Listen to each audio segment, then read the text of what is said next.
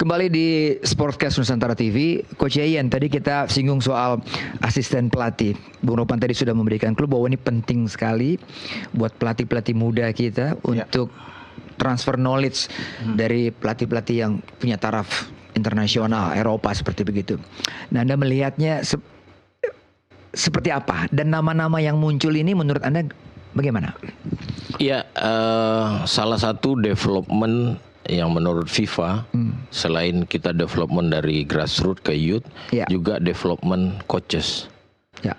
Nah, ini kita lakukan di 4 tahun terakhir di PSSI, yang ketika saya masuk di 2019 akhir, jumlah pelatih yang berlisensi baru 5.000. Dan tahun kemarin terakhir sudah menjadi 5.000. Lisensi Pro. Bukan, semua kategori, ya, hanya 5.000.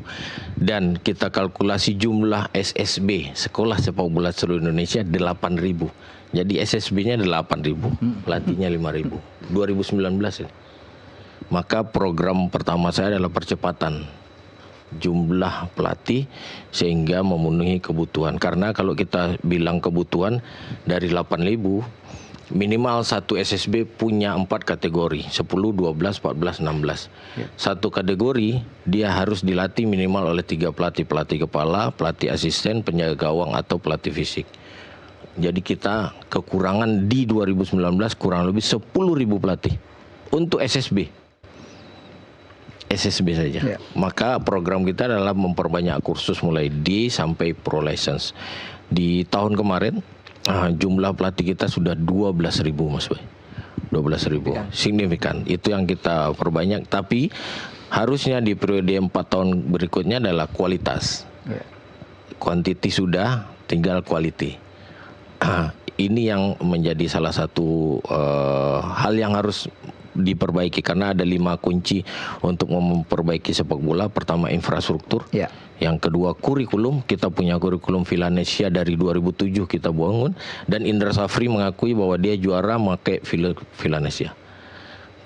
Kemudian pelatihan pelatih, development pemain, dan baru terakhir adalah kompetisi 5 poin ini. Menjurus ke nama tadi. Yes. Zulkifli.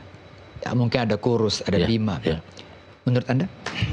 Saya pikir sudah layak kita mencari generasi baru seperti Zulkifli CS, karena kebetulan Zulkifli adalah siswa saya di lisensi A 2 tahun lalu. 2 tahun lalu. Mereka memang punya potensi sama. Ada Bustomi sekarang yang juga dari mantan pemain yang juga punya potensi. Walaupun dia melatih Persema di Liga 4, ada Arif Siono, ada Ade Suhendra yang juga lisensi A. Dan saya pikir ini perlu kita kasih kesempatan buat generasi baru ini untuk tumbuh dan berkembang, karena dari 4 tahun lalu, dari 2020, regulasi yang kita minta dari Asosiasi Pelatih ke PSSI adalah Liga 2 tanpa pelatih asing, dan itu sudah berjalan kurang lebih 3 musim. Sehingga di Liga 2 itu tampillah pelatih-pelatih terbaik Indonesia sebelum dia masuk ke Liga 1 yang bersaing dengan asing. Nah, informasi ini kadang kita nggak tahu kan, Bung Ropan. Makanya kita tanya ke orang yang tepat. Ya kan? Tapi yang nama-nama tadi menurut dia ini gimana? Kira-kira yang cocok siapa tuh? Cocok siapa? Siapa yang kira-kira untuk mendampingi itu? Ya kan? Kembali kalau bicara cocok, Bung Ropan, tergantung yang memilih. Kan pasangan, ya kan? Betul. Nah, tapi buat kita, tapi nama itu yang muncul bagaimana? Saya pikir adalah nama-nama yang lain, karena Zulkifli sekarang berada dengan Persela dan ada di 4 besar yang potensi lolos ke Liga 1. Berarti hasil kerjanya terlihat di situ kan? Dan Zulkifli juga sebelum ke Persela dia membawa tim PON Sulawesi Tengah lolos ke 8 besar. Jadi banyak track record yang juga akan terlihat, dan setelah mereka wawancara, Zulkifli dan beberapa teman pelatih itu bertanya ke saya. Sebelumnya juga mereka bertanya, kalau wawancara apa yang harus dipersiapkan. Saya bilang, ini kan saya dianggap mentor mereka lah, Mas Boy. Jadi tetap kita kasih persiapkan CV-mu, kemudian audiens yang kamu hadapi siapa, kamu siapkan apa yang akan kamu sajikan kepada mereka. Nah, mungkin nanti di sana kamu juga akan ditanya, dites keilmuanmu. Kalau kita TC 1 bulan, apa kira-kira latihan yang, dan itu ditanyakan. Betul, ditanyakan. Saya mau tanya ke Zulkifli sebenarnya, tapi Coach Yayan sudah menjawab hari ini. Priorisasinya Tapi, apa? kenapa nggak langsung Yayan aja ya? Coach saya lebih suka kalau ada. Yayan punya tugas lain, Ropan. Iya, bingung, Tapi ide dia untuk memutus generasi sehingga yang muda-muda muncul itu adalah keputusan yang tepat, ya kan? Selain Zulkifli, Coach, Ada nama-nama beberapa siapa? nama yang juga menjadi asisten di Liga 1. Dan itu sudah dipanggil dan saya pikir mereka layak untuk mendapatkan kesempatan itu karena Tinggal kita tunggu saja keputusan Patrick siapa ini. Bagaimana dengan Kurus? Enggak. saya pikir Kurniawan saat sekarang punya kewajiban dengan Como di Como. U18 Primavera Como. Oh iya. Dipakai oleh Coach Indra hanya temporary. Temporer aja ya. Karena setelah selesai Piala Asia, Kurniawan akan Balik kembali ke Como. Oh. Jadi banyak yang bilang pikir dia masuk di timnya Kluivert. Dan menurut Yayan dia akan kembali ke Como ya. Ya, karena Coach Indra memang menyisakan satu slot pelatih asisten dan dia sekarang membutuhkan striker karena di uji coba di turnamen di Mandiri di kemarin mereka minim gol. Nah, ini yang saya tanyakan ke Bung Ropan dengan terpilihnya, ditunjuknya Kurniawan sebagai pelatih striker, ya kan? Sintayong juga punya pelatih striker dari Korea. Nah, sekarang Coach IS menunjuk Kurniawan. Menurut Anda? Ya tepat lah kalau bicara. Siapa sih yang nggak kenal Kurniawan kan? Dan saya ikut lama dengan Kurniawan, tahu dari awal dari sama-sama dengan mereka di Primavera. Soal kapasitas Kurniawan udah pastilah untuk pemain Indonesia ya. Kalau nggak dia ada BP kan, hal yang bagus lah kalau bisa bicara untuk pemain Indonesia. Jadi pas lah kalau Coach Indra sudah memanggil dia untuk bisa membantu karena kan sama-sama dengan Yayan juga di SEA Games ya. Mereka bisa ada. Jadi oke lah kita bisa main. Cuma kan kita berada di grup yang keras memang. Betul. Di grup C itu nggak main-main. Iran dan Uzbekistan. Uzbek juara bertahan ya. Betul. Ya, Dan bisa jadi kedatangan Kurniawan juga sama, cuman berapa minggu sih sebelum berangkat. Mereka tanggal 8 besok sudah harus berangkat. Tanggal 8 sudah berangkat. Karena main tanggal 13 kalau salah. Lawan Iran lagi pertama. Dan menentukan itu pertandingan pertama itu sebelum kita ketemu Uzbek. Ada Yaman juga yang nggak main-main kan. Jadi ini grup yang keras. Iya. Dan kalau bicara striker, Arkan Kakak tidak di bawah. Iya. Ya kan? Cuma ada Jens Raven.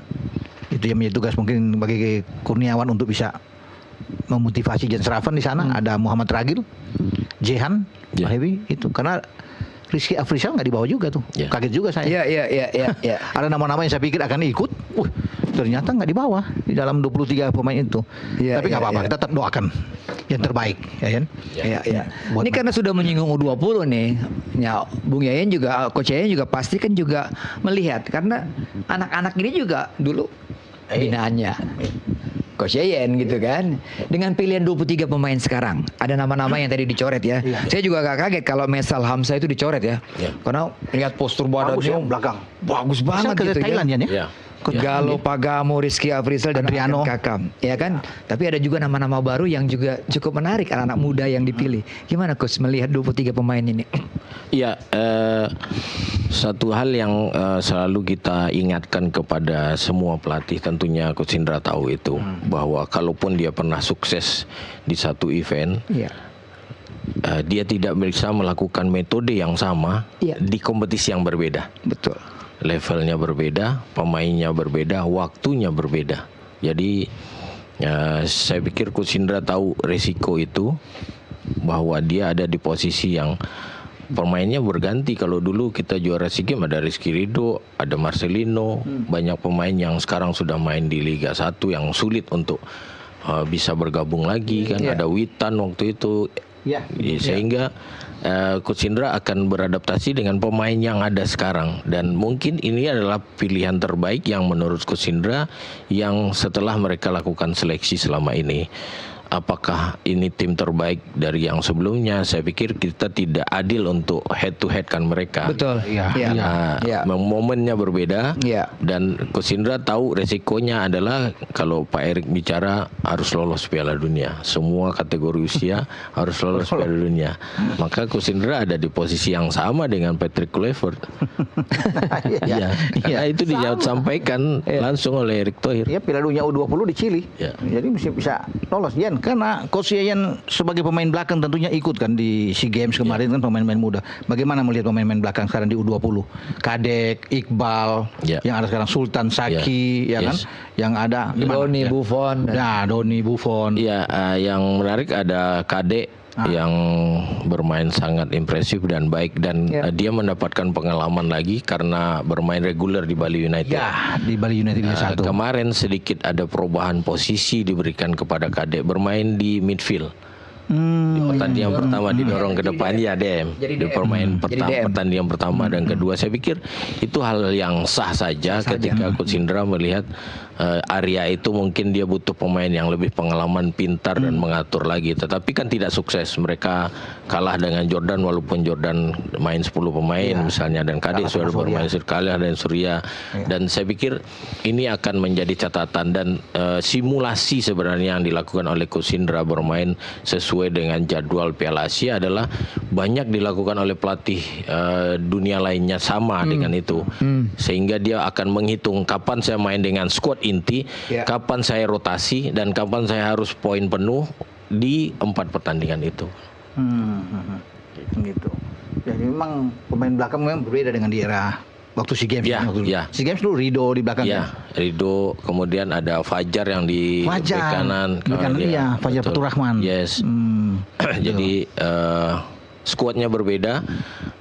Tentunya kalau Coach Indra tahu pasti dia akan merubah juga taktikal sesuai dengan pemain yang dia miliki dan tentunya lawan dia juga berbeda yang akan dihadapi.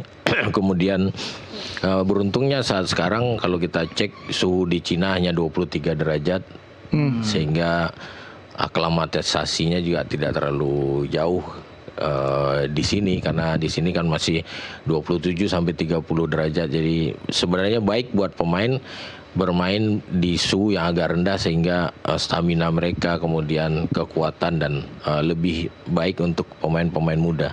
Iya. Jadi peluang kita gimana ya? Peluang kalau kita bicara peluang itu pasti ada. Tergantung bagaimana memulai sebuah turnamen. Kan ini adalah turnamen. Biasanya kalau diawali dengan kesulitan ada 2 hal. Dia belajar dari kesalahan itu sehingga dia bisa lolos atau justru dia lebih drop. Ya, banyak tim di Piala Dunia pun juga Spanyol juara ketika di grup dia kalah di pertandingan pertama. Argentina juara ketika kalah. Nah, apakah mental itu juga bisa didapat oleh timnas kita ketika mereka nanti akan menghadapi juara bertahan duluan kemudian tidak bermain baik, bisa tampil konsisten di belakang atau justru sebaliknya. Ini kembali kepada bagaimana Coach Indra dan kawan-kawan Bima, ada Eko, Sahari Gultom, Kurniawan di sana. Saya pikir sebuah komposisi yang cukup baik untuk bisa memotivasi pemain. Teman-teman juga semua tuh Eko, Bima, satu angkatan boy. Satu angkatan itu. Saya senang lihat ya. Pemain-pemain yang bagus-bagus juga zamannya Coach Yayan tuh. Iya. Bung Ropan, Coach Yayan kita break lagi ya. Kita akan bahas lagi U20 lebih intens lagi karena kita akan menghadapi Iran di pertandingan pertama setelah pariwara berikut ini.